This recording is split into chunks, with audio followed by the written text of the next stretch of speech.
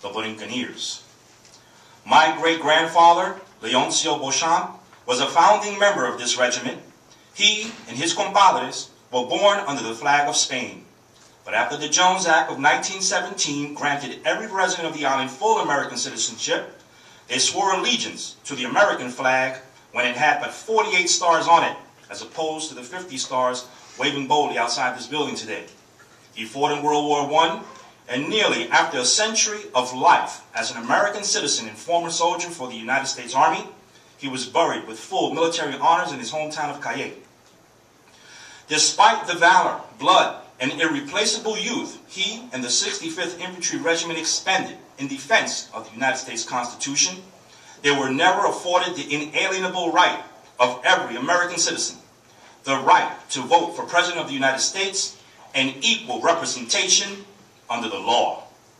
Over 112 years have passed. Today, in the year 2011, 4 million Americans are denied these blood-purchased rights by an arcane piece of legislation that can be amended by the U.S. Congress, as they did for the District of Columbia in 1961. I was invited here today to express support for Resolution 626, proposed by Council Member Mark Barreto, pleading to restore the Puerto Rican resident commissioner's symbolic vote in the House of Representatives. Although well-intended, let us clearly state yet again, it is a vote of no consequence whatsoever, because it is unlawful for a non-member of Congress to cast a deciding vote.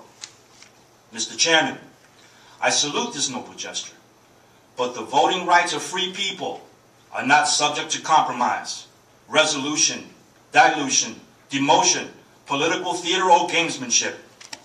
Make no mistake, we are not begging for a symbolic vote. We are not begging for a 51st star on the U.S. flag. We are not begging for equal protection under the law. We have earned it. It belongs to us.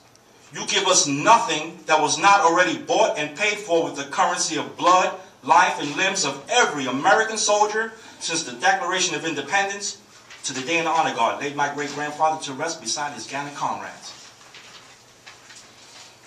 I hereby invoke the name of every Puerto Rican soldier who bled and fell in defense of the American flag.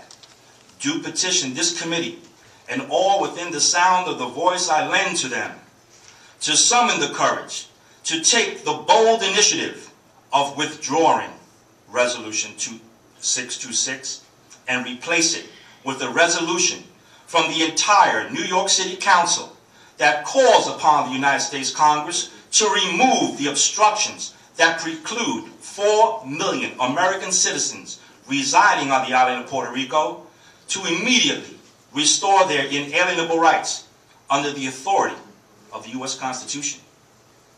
Council members, would you delay to heed this request if I were to petition you to restore the voting rights of 400, 4,000, 400,000, or 4 million New Yorkers in the name of the soldiers who fought under the American flag?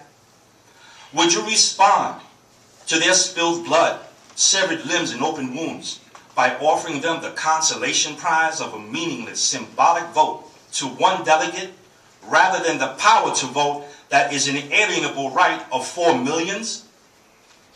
Would you recite arcane legislation, fabricated 5-column ballots engineered to never result in a clear majority, as proof to a false argument that the residents of your district truly enjoy the equivalent of indentured servitude, unequal protection under the law, or they willingly embrace this injustice?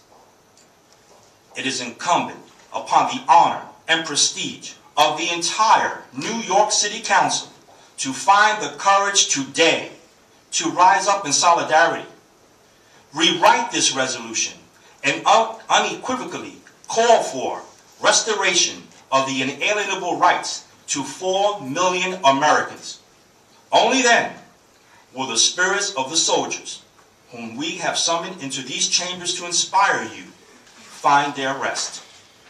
The challenge is yours to do what you intuitively know must be done.